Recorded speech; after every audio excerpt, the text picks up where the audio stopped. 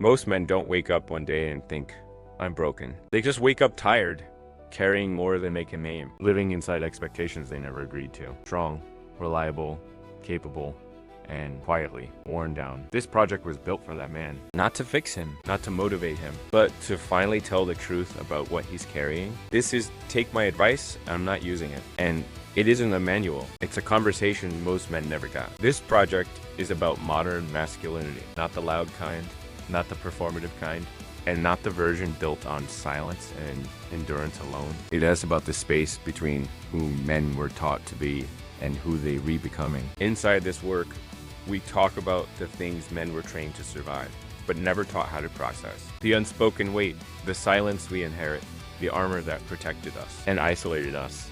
The myth of the unbreakable man, loneliness in loud rooms, father hunger, the cost of not feeling, the lie of I'm fine, and the lone wolf story we mistake for strength. These aren't weaknesses, they're survival patterns.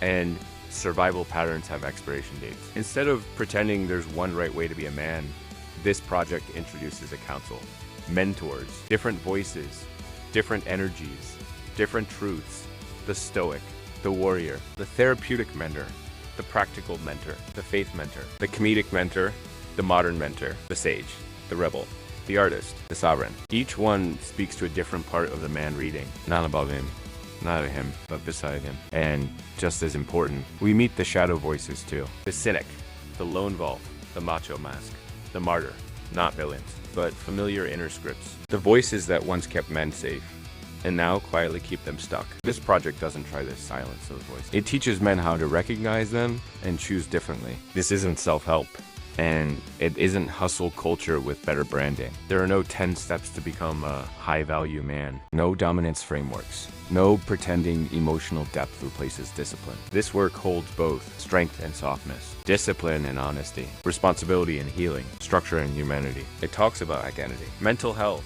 aging, purpose, work, money, burnout, relationships, marriage, divorce, fatherhood, legacy, and the quiet moment every man reaches when I can't keep living on autopilot. Each chapter ends the same way, not with answers, but with grounding, reflection, real-world application, practical shifts, small, honest actions. Because growth doesn't happen in speeches. It happens in moments. This project is for men who've done everything they were supposed to do and still feel like something's missing. For fathers trying to break cycles. For sons still carrying silence.